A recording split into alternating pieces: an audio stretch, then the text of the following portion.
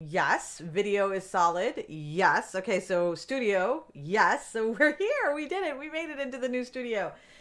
Welcome everybody to the live recording of the Stop Shooting All Over Yourself podcast. Today I am alone here. Christy is in the carpool lane or car lane or something. I know she's in a car somewhere. And so I'm sending out the text message. So please hold while I send out the text message. Alrighty to everyone. Do you feel pressure to be like everyone else? Or maybe you feel like you need to stand out from the crowd? Oh boy. Let's find out which is right. Okay, so we've got a problem. I'm just going to tell you right now. I suddenly feel extremely nauseous. Give me a sec. I have IBS and fibro, and sometimes, excuse me, out of nowhere, I'll just get these feelings of like, just, it's awful. It's like, it happened right as I went live, so I'm just going to need a minute to recover. I'll be fine. It's just, it feels gross. You know, you're like that feeling where you're like, oh my God, I'm going to throw up, but then like you just don't. That's one of the problems with chronic illness, my friends. The problem with chronic illness is that you just never know when it's going to rear its ugly head 2 seconds after you go live or, laying in bed at night. Who knows? Who knows? All right, let's send out the text message. Done. Okay, so that got sent. Fabulous. All right. I think I'm feeling a little bit better. All right, am I feeling a little better? I am feeling a little bit better. Okay. That happened all of a sudden, and I was just like, oh my God, I think I'm going to vomit. It was like ridiculously sudden, and I didn't expect it to hit me that fast. Okay. The other thing that I need to do is I added this little iPad on the right-hand side so that I can see comments and also like lean back a little bit, but it's also, and I haven't used it yet, but it also gives me the ability to kind of like, I can set it so that if I have different visual displays, so check it out. Like we may lose video or some random things as I do this, but let's see. There, right? So I can just switch between things like so. This is my squad view. This is my with a browser view. Obviously it needs a little bit of work in some of these cases. Just me and Ticker. We did that one already. Q&A for Zoom. This is just me with the background. What else do we have here? I have the S&M show. Nope, I'm missing on that one, but you can hear me. You just can't see me. Why does this needs to be fixed? So what I set up though was basically the stream thing here. If I set it up, I can just kind of tap it so that I can switch between various displays as needed. But obviously right now it's not set up. So I'm still working on getting the studio. Oh my God, I just realized I was like, oh my God, am I muted? I'm still working on getting the studio set up the way that I would like. I'll be really honest. I don't like the way it's set up right now. There's a couple of things that bother me. The first thing that bothers me is that I feel like the light over here is just way too bright. Like right there, it's like a glare. That's just no good. Like the glare, the blue is good. The blue is nice and subtle. So what I think I may actually do is pull it forward a little bit and put the light on the ground. If I put the light on the ground, then the actual spotlight part, like right there where it's super bright, will be lower down. And because it'll be lower down, it'll give you more of that ambient look. So if you're ever trying to do lighting like this and you find yourself in a position where the light is just too bright, what you want to do is you need to get it a little bit further away from the wall and like lower down. So I'm going to move it lower down a little bit further away from the wall. And that's going to, hi, Amy. Good to see you, dude. Good to see you. So that's the thing that I'm not a fan of right now. Let me move my face. So I'm not a huge fan of that. What is that thing that's showing up on the side? Oh, it's my microphone. I'm like, what is this gray thing that's showing up on the right hand side? Who knows? I don't know. So I'm not a huge fan of that. And I feel like I need a little bit more height difference. So there's a little bit of work that I think needs to be done on this, but it's getting there. I'm just not super happy with it. I also do not like this light. I think I need better lights just to be a little bit lighter. This one is too touchy. I'm so glad you got the text right away, dude. So glad. I sent it like right as I went live. I sent it. And I was like, oh please, get there. Please, oh please get there. Cause Christy is in, carpool. I think she's in carpool. She messaged me this morning and she said something about, she's like, I'm in a car. And I'm like, congratulations. And she was like, that means I won't be able to send the text. And I was like, got it. Okay. So, Alrighty, so it's not. Well, so it might have been T-Mobile yesterday, so it might have just been. I don't know. You know what? I'm just gonna be really honest. Say I don't know. I have no idea how these text messaging things works. None whatsoever. Hi, Margie. Good to see you, dude. So today we're gonna be talking about this idea that you've got to be like everybody else, but also this idea that you have to be original. Because I was thinking about this the other day, where I realized that over the course of my career as a business owner, I've heard both of those things as if they were like totally 100% true. So I've heard people be like, well, you need to copy what so-and-so is doing because they're doing it. Look at what they're doing. They're successful. And so I look at what other people do and I like, oh, okay, I'm copying what they're doing and it doesn't work. And I'm like, okay, well, or it works and then it doesn't work. But in either case, there's very little consistency in terms of whether me copying somebody works or not. But then on the flip side, you have coaches saying, you've got to be original. You got to do your own thing, be your own person. And you're like, what am I supposed to be listening to here? Am I supposed to do my own thing or am I supposed to copy what other people say? I don't know. There's a lot of shoulds going on about whether you should be unique or you should be like other people. So I was like, you know what? If I was earlier on in my career, which, I was at one point, right? I remember how confusing that was to me. And I didn't understand how confusing it was. Like, I remember being confused by it, but I didn't realize that was one of the problems. The other day I was sitting there and I realized I got the mixed messages, within like an hour of each other. And I sat there and I was like, my God, I am at a stage in my business where I feel confident enough to just do what I want. Right. And that's fine. Whatever. Great. But when I was starting out, I was looking for guidance. I was looking for feedback. I was looking for help in terms of what am I supposed to be doing? And when I got both different types of messages, I was like, I don't know what I'm supposed to do. And when that happens, it makes it so hard to trust your own judgment because it's like, well, everybody's giving you different answers, which means everything could be right. Everything could be wrong. How do I make a choice? How do I make the choice that's best for me if I don't even know what the metrics are that I'm using to make these choices?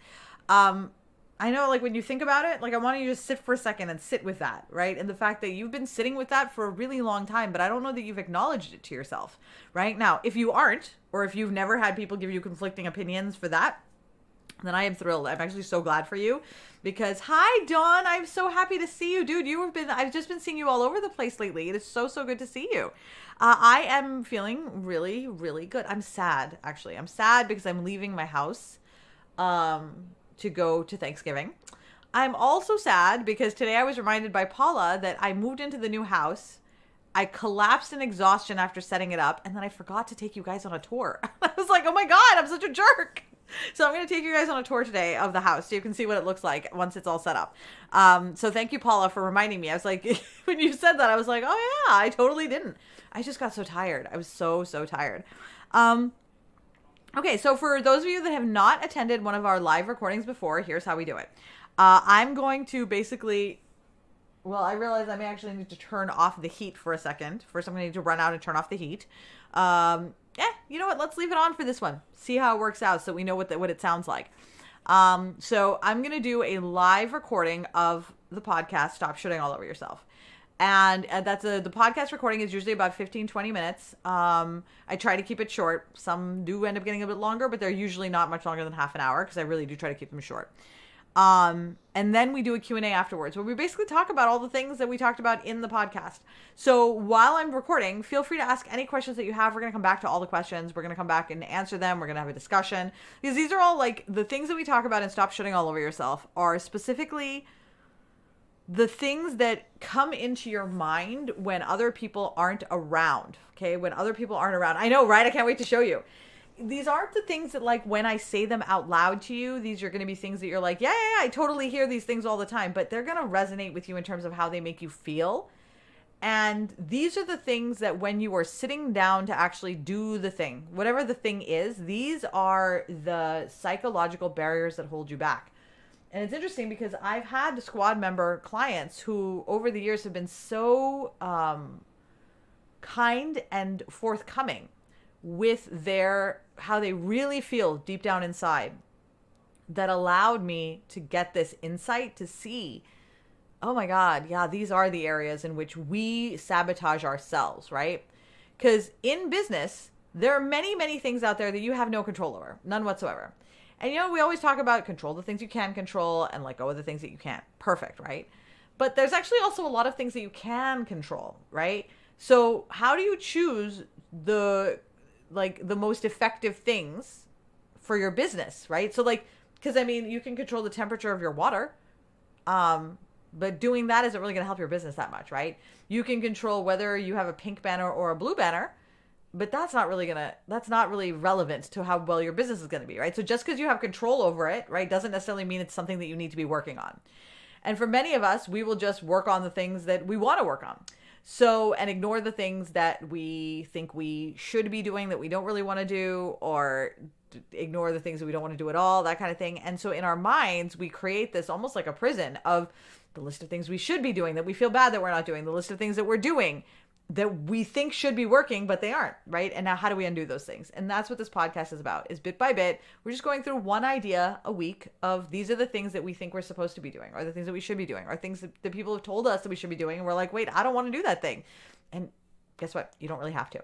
So that's what this podcast is all about. So we're going to start with our live podcast. Get all your friends here for the recording. I'm going to switch screens and then we're just going to record and then come back and look at questions. Okay, so today's podcast, everyone. I'm going to get started, all right?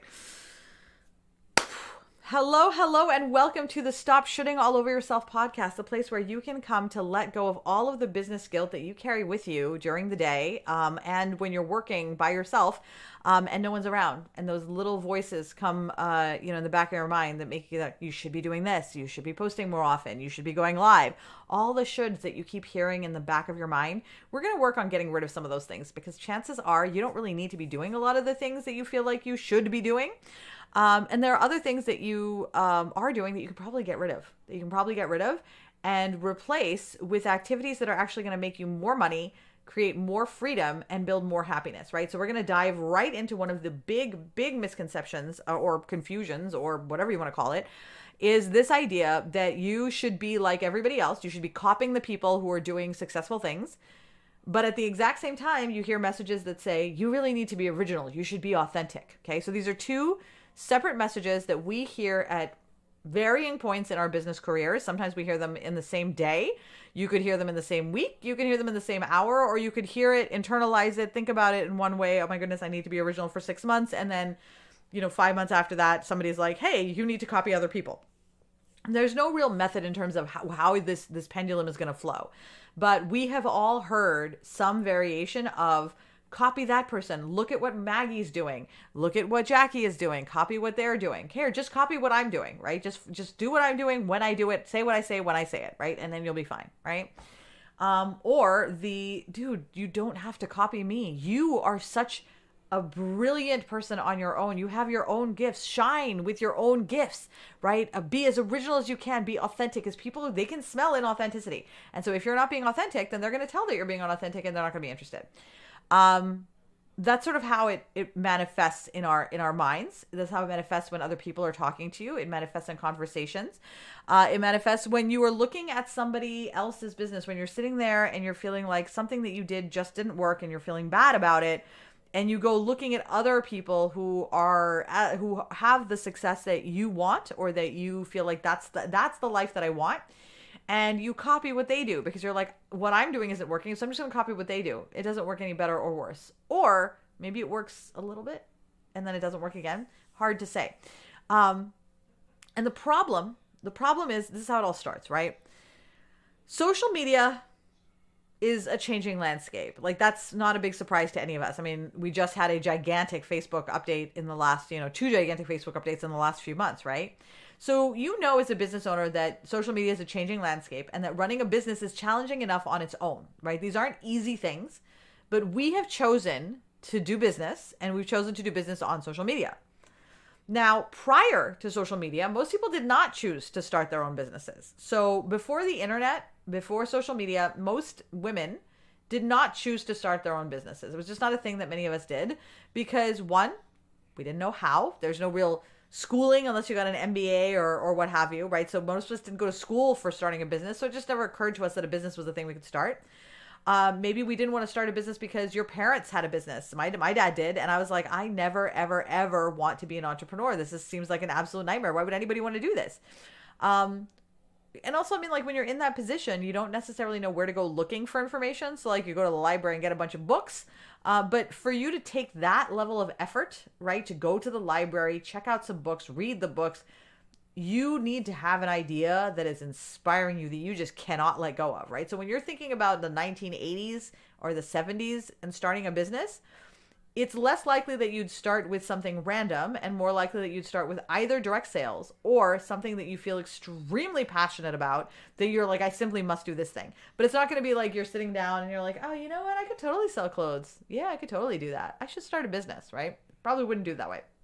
But now that the internet is here and social media is here, we see so many other people running their own businesses. So now we're like, oh, she can do it. Julie started a business? That's crazy. I had no idea. I would never have thought her to be a person to start a business. Manessa said she would never start a business. That's crazy talk, right? Well, I mean, she started it. Maybe I could do it too, right? So now the possibility of being able to run a business seems more within our grasp because we see more people in our environment doing it.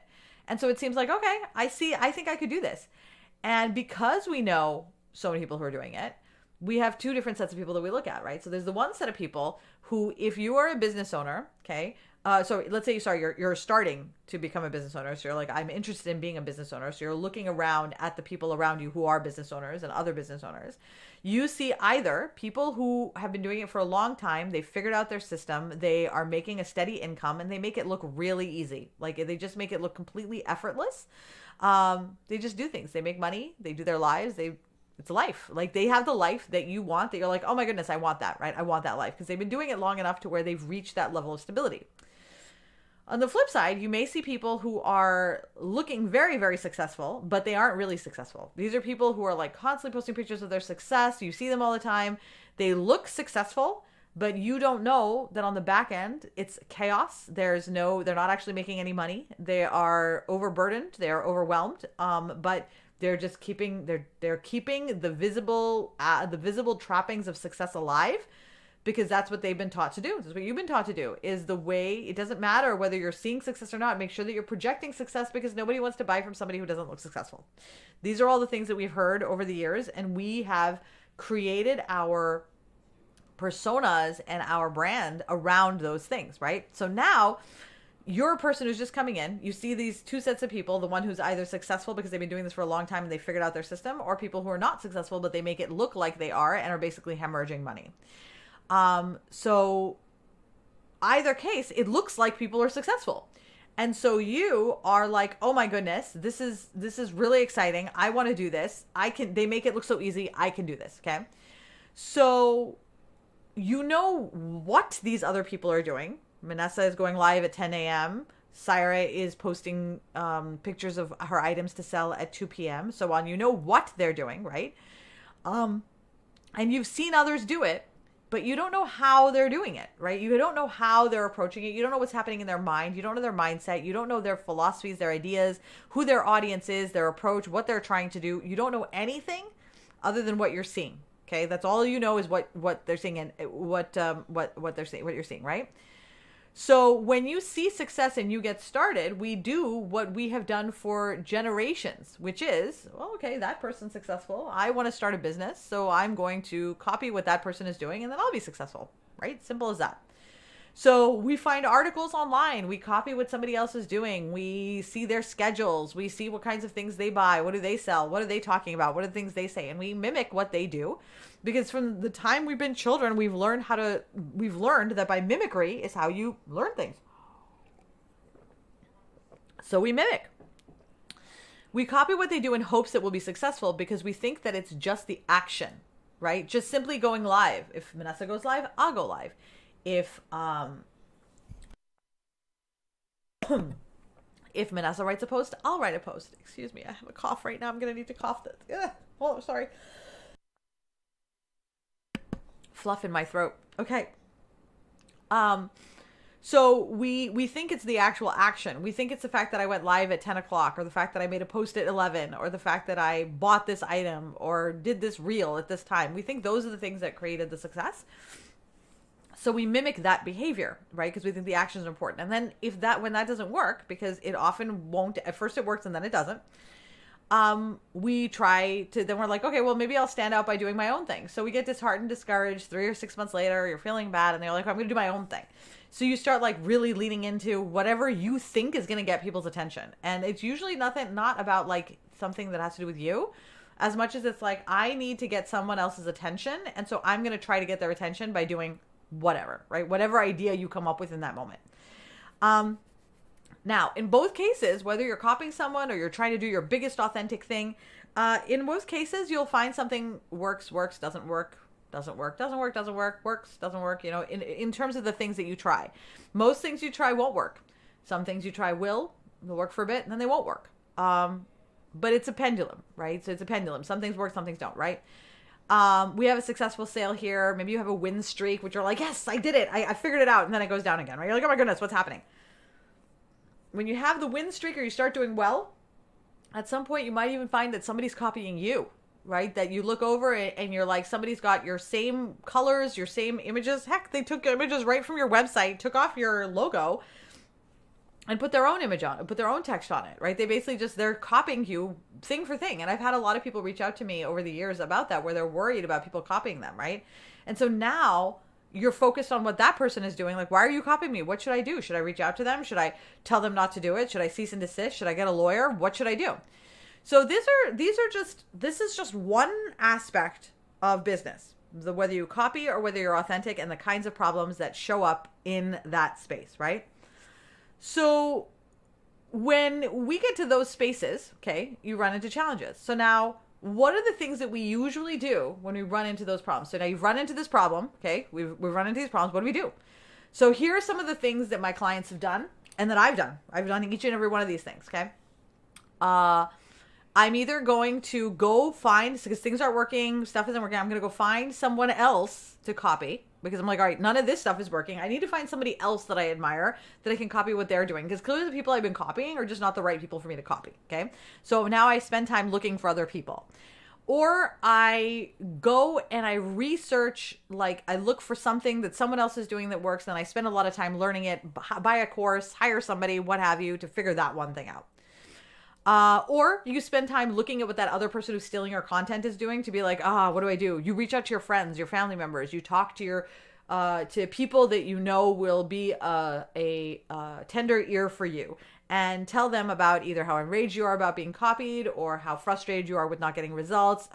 Whatever it is, it's basically an emotional dump onto somebody else to deal with whatever this issue is that you're having. In either case, this takes up an enormous amount of time. It takes up an enormous amount of energy. You can lose days or weeks. Honestly, I've seen people lose months to focusing on all of these things, what other people are doing, whether other people are copying you, what you should be doing, whether you should or shouldn't be authentic, or commiserating with other people who are struggling, right? And that takes up an enormous amount of time, right? So the key here is this. What we've learned from this particular illustration is that just because you copy what someone else does doesn't mean you're going to be successful. And just because you're original doesn't mean you're going to be successful. Well, then the question, of course, comes, well, then what the hell is going to be successful? Because what you're saying is that neither one of those things is going to do it. So what is it? The key is that's not what you're going to be focusing on, okay? The originality, the copying, the not copying, all that stuff, it's not even relevant. Just put it to the side. Forget words like original or copying or mimicking. Just forget about those things. Like, they do not even exist in the conversation that we're going to have now, okay?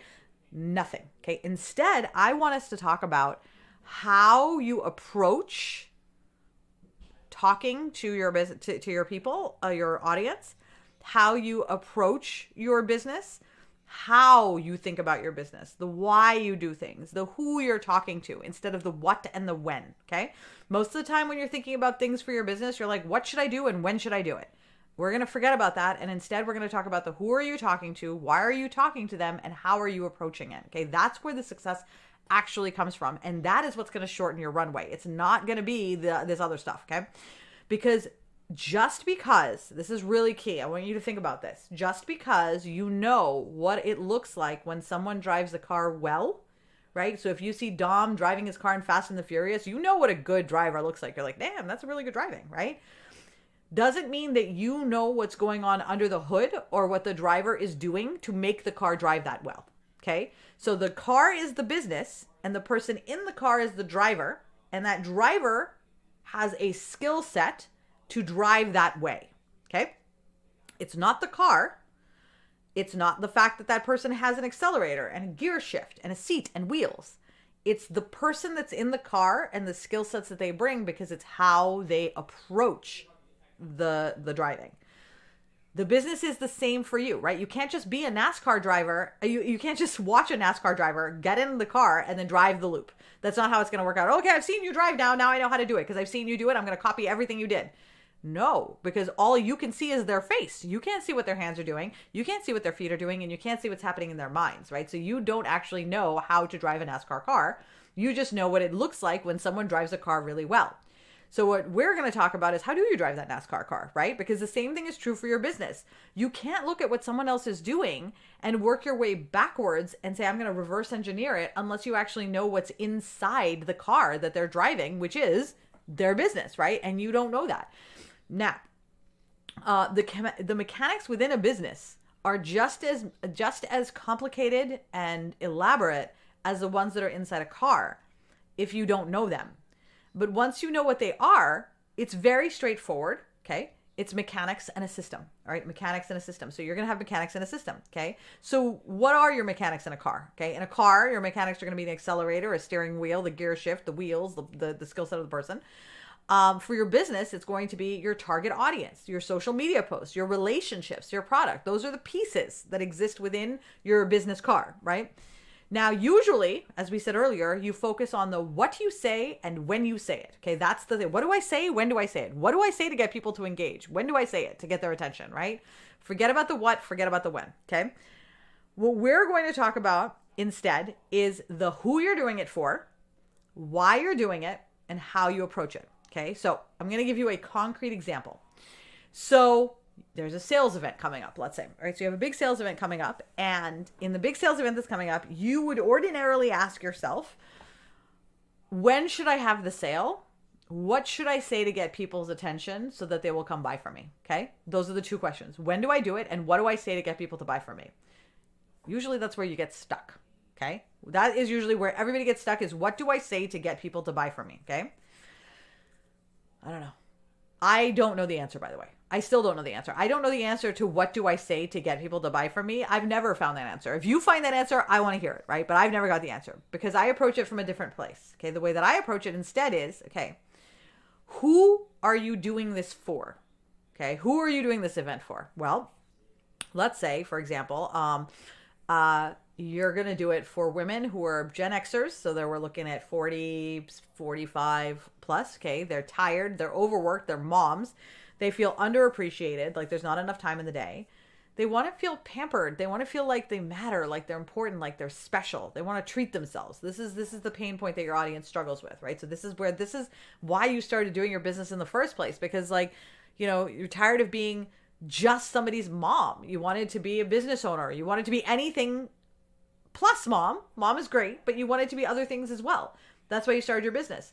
These other people, they don't want to start a business, but they also want to feel like they're more than just mom. They want to feel, let's say you run a boutique, they want to feel beautiful. Let's say you you run a board game store. You want them to come, they want to have a place that they can go to have fun. Whatever it is, they're looking for a place that's for them. Now, in this case, we're saying that you run a boutique and that they are Gen X, tired, overworked moms, unappreciated. They want to feel pampered and they want to treat themselves. Okay. So now we have the why. Okay. The who is Gen X women, moms, tired. The why is that they feel underappreciated and they want to feel pampered. Okay. So now we know the who and now we know the why. So if you know that someone wants to be pampered, right, then what you say to them becomes a lot easier. So instead of saying, well, what can I say to get them to buy? I'm instead going to say, I need them to know that they're going to feel pampered. So I'm going to say, treat yourself this holiday season with our special snuggly sweater bundle. You get a floofy sweater, a hot chocolate, and a mug, and maybe a stuffed animal. Who knows, right? Or when you're done wrapping presents and corralling the kids, it's a great time to just chill out a book and read in your Snuggie PJs, right? And where you're selling Snuggie PJs and maybe a book. Now you know that you're trying to approach this from one of comfort. You're trying to inspire feelings of luxury comforts. So you're thinking like cabins, fireplaces, floofy, fluffy, snuggly, warm, hot chocolate. Those are the kinds of things that are going to get these people's attention, because those are the kinds of things that you're marketing, right? So contrast that with, I have a sale coming up in December. I need to know what to say to promote it. Okay? You're always going to run into a wall when you say, I need to know what to say to promote something. I need to know what to say to get someone to buy something. Because the truth of the matter is, you can't make anybody buy anything. You can never make anybody buy anything, because buying is one of those things that I have to do. I have to take the credit card out of my wallet. I have to take the action. These are all me actions. The only thing that you can control is how I feel about the product that you're promoting, right? Or the event that you're promoting. And how I feel is based off of what my pain point is, right? My pain point is I want to be pampered. Now, you as my audience, okay, so let's talk about you. I'm going to use you as an example. So let's say I'm going to have an event where I'm going to be selling something, okay, as a business coach, because I know your pain points and you know your pain points, right? So as a business coach, I'm going to be selling something, okay? So I would ordinarily, I'd be like, okay, I need to do this sales event for my ads course, or for the social strategy squad. What do I say to get you to buy the social strategy squad, to subscribe to the social strategy squad, right? I have no idea what to say to get you to subscribe to the social strategy squad. But you know what I do know? I do know that you struggle with being overwhelmed with all the things that you need to do, and that you wish that some days you could go to bed feeling accomplished, and that you wish you had more time in your day, and that you didn't feel like you were working all the time. Well, that's a problem I can solve, right? I can solve that problem. The problem I can solve it for free, right? That's how well I can solve it. I can solve it for free for you. So I'm going to now tell you that, did you know that by making one small change in your approach to Facebook and Facebook groups, you can get 20 hours of your week back, like that? Go to hustleproofyourlife.com, give your email address, and then download the free handout. It's totally free. Download it, and then you will just by the end of the day, you will have 20 hours of your week back. I guarantee it. Just go through it, the process, take the steps, and you will have 20 hours of your week back. I also have a step-by-step walkthrough where if you don't want to do it alone and you want me to show you, like, walk you through every step, and we'll do it together. You'll have the ability to do that afterwards if you want as well, right? So notice that I'm not telling you go buy my product. I'm telling you, listen, I know what your problem is. I can solve it for you. This is how I'm going to solve it. This is where you go to solve it. And then yes, if you're the sort of person who needs handholding or like me, who prefers having some accountability, then there's the ability to do that as well. So go check it out, right? As opposed to, what do I say to get you to buy my product? Which immediately is like, right? Like a deer in headlights. All it is how you ask yourself the question changes how you answer the question to yourself, okay? This is one example, just one example, but it is one example of thousands that I've heard over the years, because one of the things that I hear the most often since I started, since I was in biotech, the thing that I started since I was in biotech, I've heard is, how do I get people to pay attention to me? How do I get people to give me money? How do I get people to give me money? That's the key, right? And in every case, it starts with changing your approach. Your approach, all the activities will change after you change the approach, right? So whenever I work with someone, the question is, I always don't know what to say, when to say it to get people to engage. And those walls are hard to break, which is why we approach them from a different direction. Because when you ask a different question, the answers become very easy to see, and you just get to bypass all of the roadblock altogether. It's like the roadblock is up and you're like, haha, roadblock F you, I'm just walking around it. Now, your homework for the podcast, because this is an idea that's going to take some time to sort of settle in, and it'll become part of your day-to-day business practice, is asking yourself different questions. So what I want to recommend to you is that whenever you find yourself asking the question, what do I say? When should I post? I want you to come back and change the question, okay?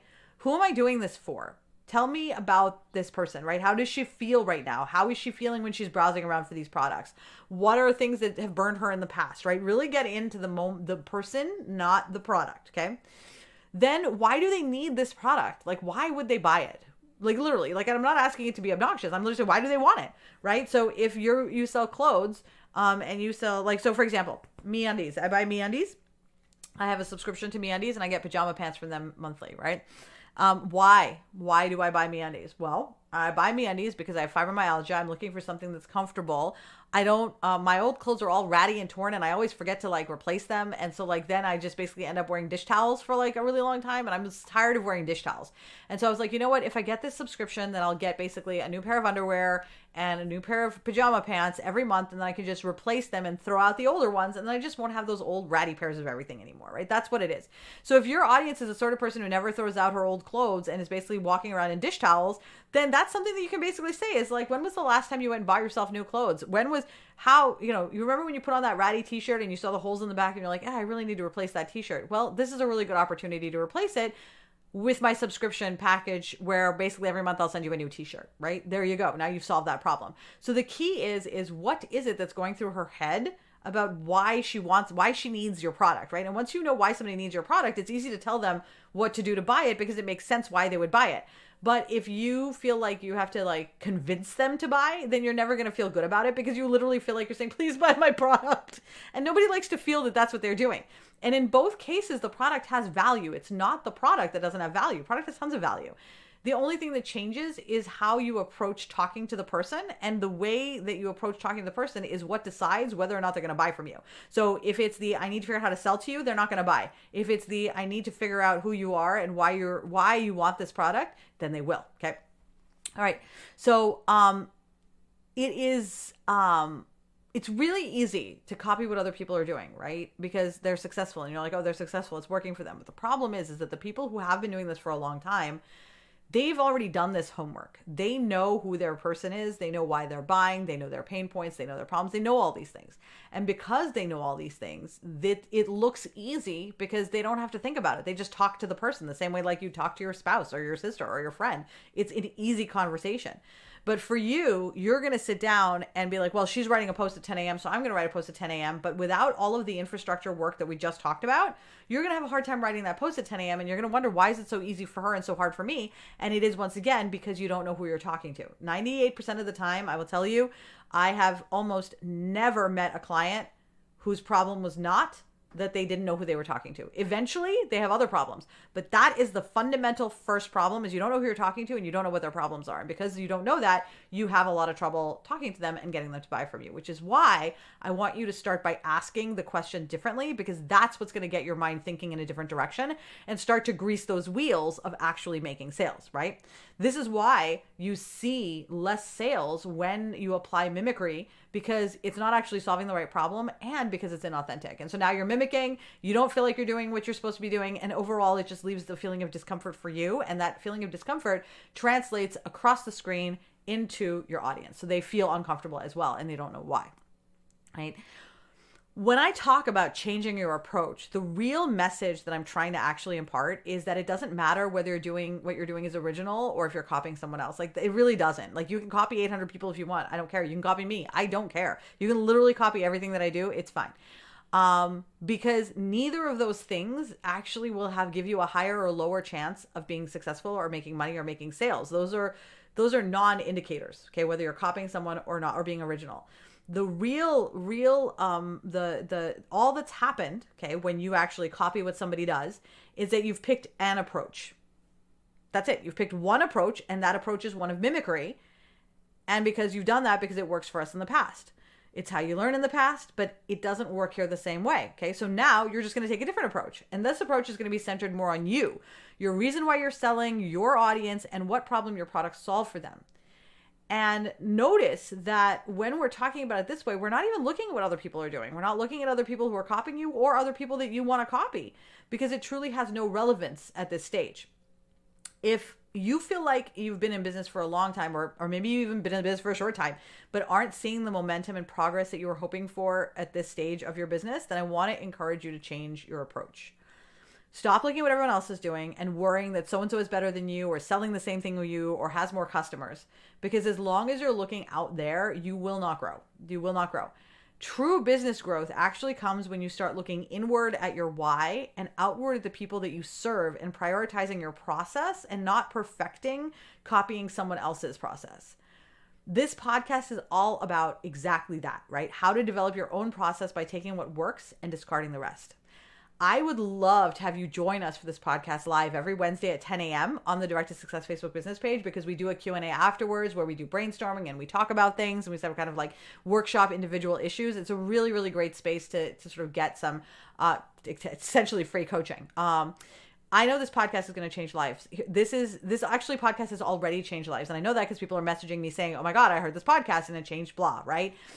So please, please, please leave us a review on whatever podcast app you're listening to this on, and let other business owners know how it's helping you. Because my mission in life is to help as many women feel joy and in their businesses as possible without feeling like it's taken over their lives. I want you to feel confident. I want you to love your business. And your referrals and reviews help me get that message out. I appreciate it so much, and so will other business owners. I will see you. Oh.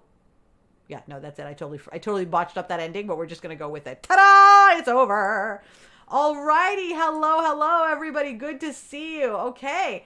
All right. So, Sophia says the worst is when people take your authentic content images that you took time to create and style and use them for promoting your business without consent. So, here's the thing with that, Sophia, is that the truth is that it doesn't matter. It really doesn't matter. If someone wants to steal, right, my graphics, like everything that I have right now, take the screen and use it, go ahead, do what you want, right? Go ahead and use it.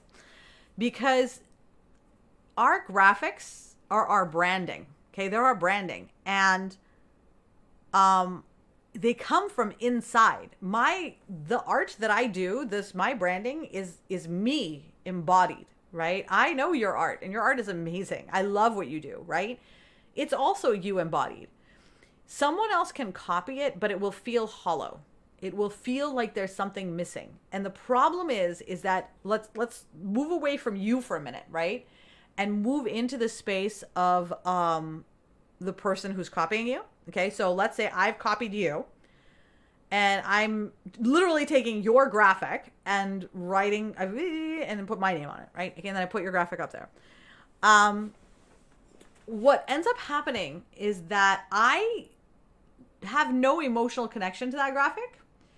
I don't know why the graphic is what it is. I don't understand, like, you have a car in your graphic. So for those of you who don't know, she has a, I'm using Clyde as an example because it's the best example. So she has this really great old school, almost like a Ghostbusters kind of car, a truck that she calls Clyde. It's a teal colored truck.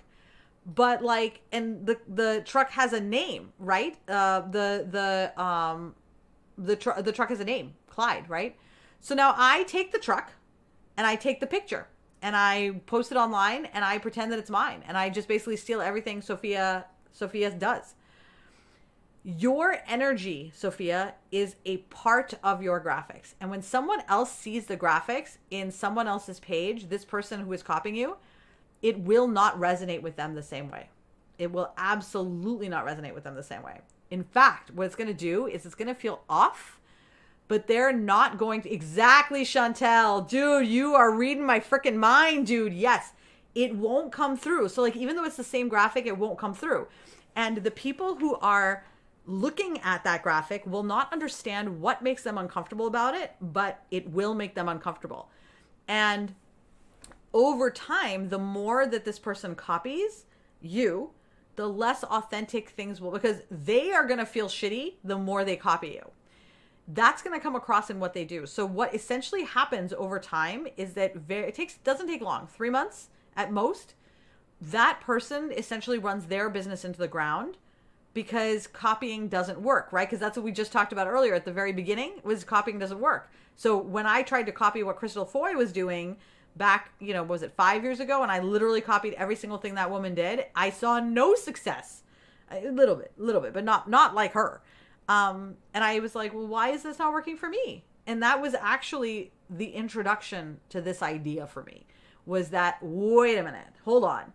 If something works, if a system works, then it should always work, right? Like, gravity always works. It doesn't just not work, right? Like, gravity always works. If the algorithm works a certain way, then if I do the things that someone else is doing, then it should flip the exact same switches. And if it's not, then that means that that's not the indicator. That's not what it is. It's something else. And I'll tell you, I sat with that for like a month in rage, fear, anger, frustration, because what I had figured out was it's not that, but at that point, I didn't know what it was. So I was sitting there and I was like, well, it's not what she's doing, and it's not that copying her isn't working, and I had literally tried everything I could think of. So now I'm sitting there and I'm like, what the hell do I do now? I had no idea how to grow my business at that point. I literally was like, I don't know what to do. I don't know what to do. And I felt terrified and paralyzed and like, dude, it was bad, right? And I sat with that for like a month. And then eventually I figured it out. And this was actually, I remember vividly, this was between November 27th, this is like late 2017, all the way into probably February or March of 2018, because February or March of 2018 is when I gave the presentation that I think that was the one that changed everything. It was in New York City. And that was the presentation where these ideas that we talk about in Direct to Success, all of them happened at that time in those few months. Alrighty. So Angie says, what would you suggest for jewelry business as a driver? So let me ask you this question. I'm going to ask you a question, Angie. So again, because I want to and I appreciate you asking the question, but what I want to say is that you asked the same question. So the question that you asked is, what would you suggest for jewelry, right? So the two questions we're not going to ask anymore are the what and the when. Okay. So here's what I want to ask you as a flip back that's then going to help me answer your question. Okay. So the question that I need from you, because I don't know, I can't answer this question. I don't know how. You don't know how. That's why you're asking me. And I don't know how because of the way it's phrased. So we're going to change the way it's phrased and we're going to phrase it. Tell me a little bit about who buys your jewelry, right? So women, how old are they? What do they like to do? Like, just tell me a little bit about them. And like, when you guys talk, what do you guys talk about? So Angie, tell me those things and then I will answer your question about what I would suggest in terms of the why there, right? Because what we're going to try to figure out is, who are you serving? Why are they buying from you?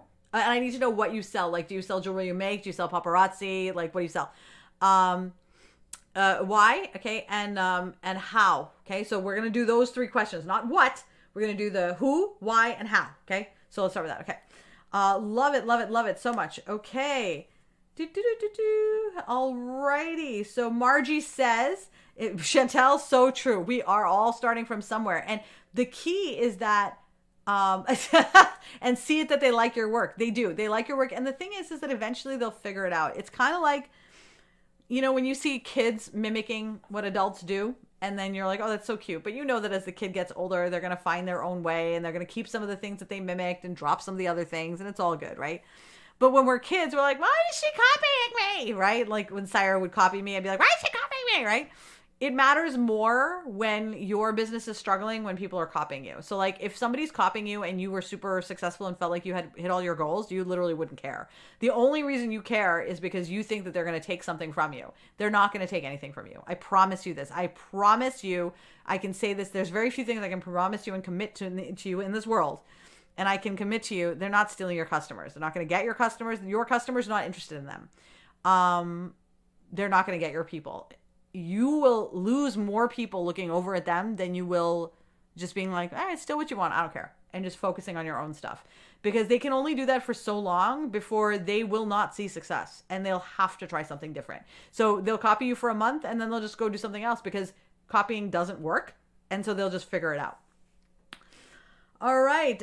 So Margie says, I've been with Bomb Party for over 3 years, and once I get serious, my people, once I get serious, my people, they feel there's no fun, so I keep the fun. Am I successful as most? No, but I love what I do. So the question is, okay. Alrighty. Okay. So Rise, Sterling Silver, Mystery Jewelry. Okay. So we've got two. Okay. So I'm going to do what BP, then I'm going to do Rise. Okay. So BP for over 3 years, and I feel once I get serious, my people, they feel like there's no fun, so I keep the fun. So Margie, can you help me a little bit with that? So you said I'm so glad that you love what you do. My question though is, I can't tell are you serious or are you not? Are you doing both? I'm trying to figure out what's happening there in that sentence. I'm not entirely sure what happened there. So can you elaborate a little bit more? Because I love what you're saying, or at least what I think you're saying, but I don't want to put words into your mouth. Okay, Angie. Okay, so the first thing I want to say, Angie, we're gonna workshop this, and Angie, thank you so much for sharing this. Okay, the very first thing is you started with the what. I said who, you started with the what again, right? Because what did you start with? You said Rise Sterling Silver Mystery reveals jewelry. Okay, I'm going to be very honest with you. No one cares. Okay, no one cares whether it's Rise, whether it's Bomb Party. I mean, I know why you told me. But my point is that when most of us start sharing our information, that's what we start with, right? What I want you to do is go pull back a little bit, because this is exactly what I needed, but we're going to workshop this together. So the next step is, this is for all of us, me, you, Margie, no one cares what any of us does. Okay. No one cares the product. No one cares about any of those things. Okay. So now I know you sell sterling silver jewelry, because I remember that I asked for it, right? I know that you sell that. So first, that's going to be way low down. Okay. So let's ask the question, who buys silver jewelry? Okay. Who buys silver jewelry? People who are allergic to other types of metals buy silver jewelry. You have a lot of people will stick to silver jewelry. So they're like sterling silver aficionados. They love the sterling silver as opposed to like gold. So like me, for example, I will only wear sterling. I do not wear anything else. I won't wear gold. I don't wear costume jewelry. I don't wear anything other than sterling silver jewelry. Well, okay, I lied. And my wedding ring. I wear my wedding ring, which is tungsten, but that's it. I only wear those. Okay. All right. The part that I want to focus on is women 40 to 60 talk about daily life. Angie, that's your magic. Okay. Women 40 to 60. Let's dive in on that one a little bit deeper. So a woman between 40 to 60 is probably so she was going to have been a teenager in like the 1990s ish.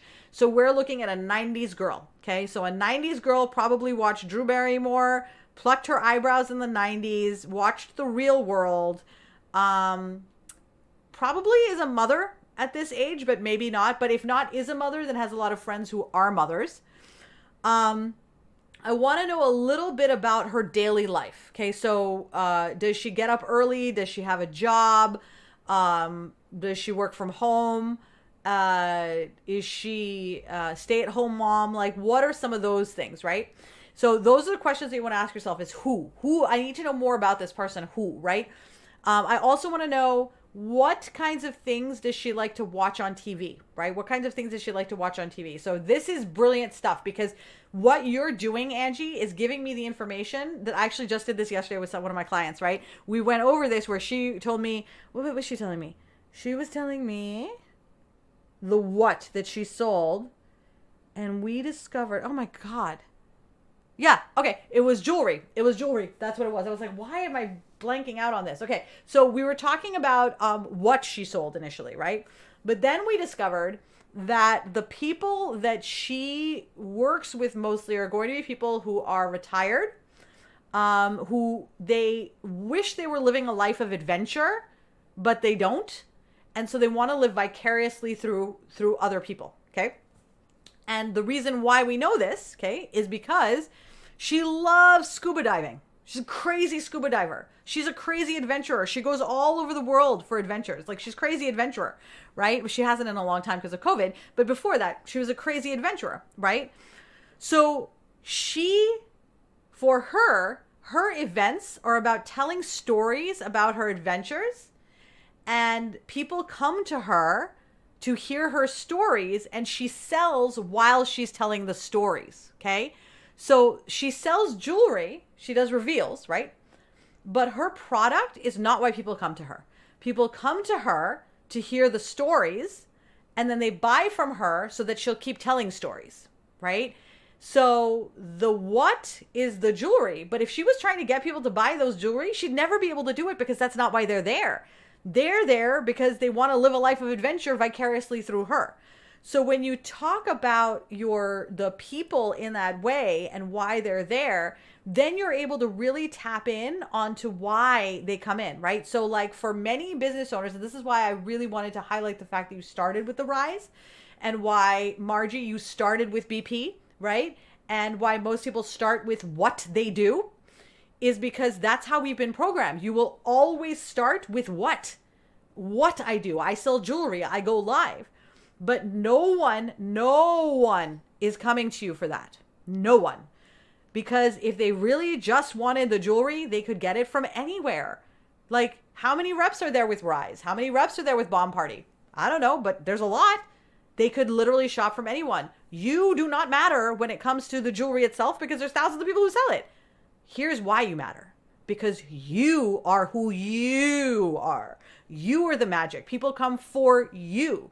They come for your point of view. They come for what you offer. They come for what you talk about. That is where it all is, right? And the only reason for you, the only way you're going to know that is if you know who they are, so you know how to have those conversations and build those relationships.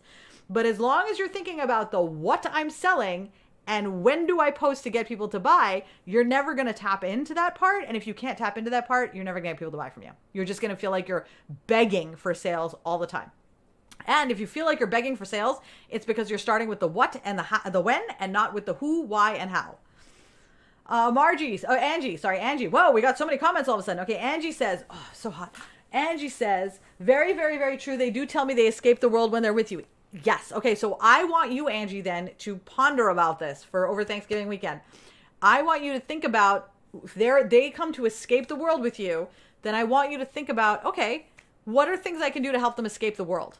That's where your magic is going to be. What are the things that I can do to escape the world, right? Because that, like, so, and I don't mean what can I do to sell, because that's selling. Like, how can I help them escape the world? Well, we can do games. We can do reviews of shows. Like, my friend Katie is obsessed with true crime shows. Like, you know, Snapped and like the, you know, Women Gone Crazy type shows and like Men Gone Crazy and like those kinds of like serial killers. Doing a review of that, right? If you're watching Cowboy Bebop or something like that, you can do a review of that. You maybe be able to play Jeopardy online, or you tell stories about your childhood, or do a what's the one thing that, you know, about yourself that people would never guess, and tell a story about that. Whatever it is, right? How do you escape? You know what one of my friends does? Sorry, one of my clients does? She crochets. She crochets. Another one of my clients from a few years ago, she was reading a book, a Terry Pratchett book. She just did a book readings. My sister did book readings every night at 8 p.m. for the kids. So she'd do like a little kids book reading every night. Whatever, right? All it needs to be is something that you would do with your friends. That's the key. Okay. All right, Margie. Oh my goodness, I tell stories on my live all the time, but I never clued in on why my group has grown. Dude, that's why your group grows. It's the stories. It's all the stories. Keep doing that. That's the winner. That's the winner. Tell stories. People love, love, love stories. Yes. Chantal says, I'm selling natural supplements, reshaping garments, and LuLaRoe clothing. I'm trying to figure out how to manage them when selling live and at my boutique. My calling and purpose is to administer to those in pain. I also aim to inspire those from the inside out. Okay. So then, Chantal, for you, I would actually start with the hi LaFern, calling and purpose. Okay, your calling and purpose. So administer to those in pain. This is going to be a bit of a longer conversation because this is great. This is great. I love what you're doing.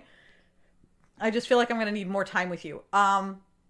Do me a favor on the business page. Can you send me a quick PM on the business page? I want to know more about the calling and purpose in terms of administering to people in pain and the inspiring others from inside out. That's going to be the who, why, and how. That's where we're going to get it. Okay. The natural, the supplements and the garments and the LuLaRoe, that's all well and good. That's going to come after the second part. So I need you to massage that second part out more. Forget about the first part for now. We'll come back to that later. Okay. Love it. Oh my God. Okay. Kirsten, that. Hi, Kirsten. Sorry about that.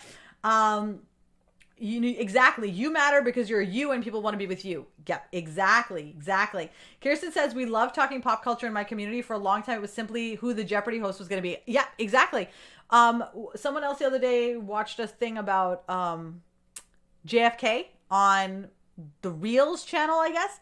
Loved it. And it's like, oh my God, I'm going to talk about that. Oh my God. When I first started, I had like the longest conversation about this man, Jason. And because when I started, he had not yet been in Game of Thrones, or he had been in Game of Thrones, but like I knew him from Stargate. We had like a whole Stargate thing. It was all about Stargate. And I seriously, this was like 4 years ago. One freaking conversation about him. That's all it took. And I've had people sending me things and texting me, and I have a cutout of Jason Momoa behind me. Really, that's all it takes. Does not take much, guys. Does not take much. Hi, LaFern. Alrighty. Okay, guys. Fabulous questions. You guys had amazing questions and thoughts, and I appreciate you being vulnerable. To everyone who shared, Kirsten, Chantel, Angie, Margie, I appreciate, Sophia, I appreciate so much your willingness to share and workshop on a live. That is super awesome of you, because it helps other people learn so much better. Oh my God, Momoa was so hot in the new Dune, but he needed a beard. I need my Momoa with facial hair. I need him with facial hair. I get caught up in the technical structure. You know what, Dawn, actually, since you said this, you inspired me. So I will tell you, these ideas come because of conversations that you and I had and have been having for the last several years, because you helped me to learn what I needed to know because of your forthcomingness and willingness to be really vulnerable with me and let me know like what your actual problems were. So thank you, guys. Dawn is a central focal reason why today's podcast even happened. So thank you, Dawn, so much. Every time I see Jason, your face appears before me. Yes, winning. All right, guys.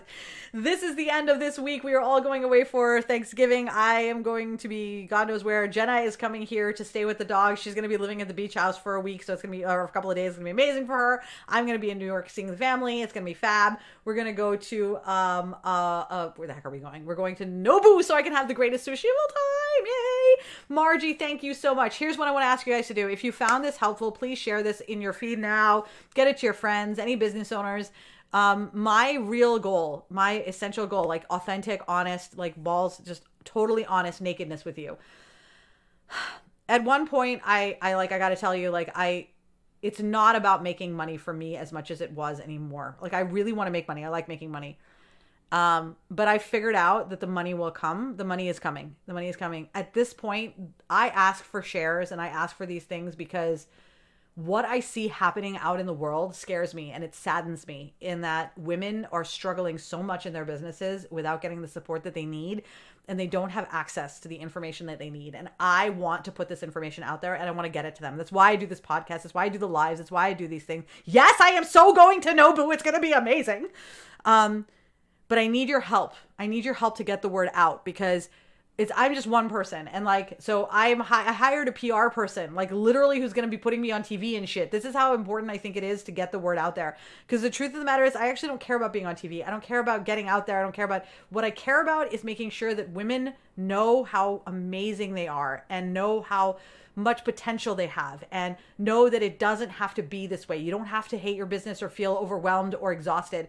So I need your help. Okay. So that's what I want to ask you to do. So I want you to get the word out. Even if it's not me that you're sharing, share Roxanne, share Brenda, share whoever. I don't care. Right. The key is this: share the ideas. I'm putting together a collective of coaches and business service providers that teach in this way, that can help in this way, that subscribe to this way of thinking. So when they come here, you're not only going to get me. I am going to start I'm going to start giving you guys resources and showing you resources to help you with a ton of other things, because this is the most important thing for me. The most important thing for me is to help you find joy in your business again and help you enjoy your life through business. I don't want your business to be a time suck or a soul sucker. That's my thing. Okay. So get the word out, let people know. Let's get as many people as we can loving their business as possible. Thank you so much for joining me. I'm so glad that I helped you guys. Have a wonderful, wonderful day. And I am so glad that you stopped shitting all over yourself.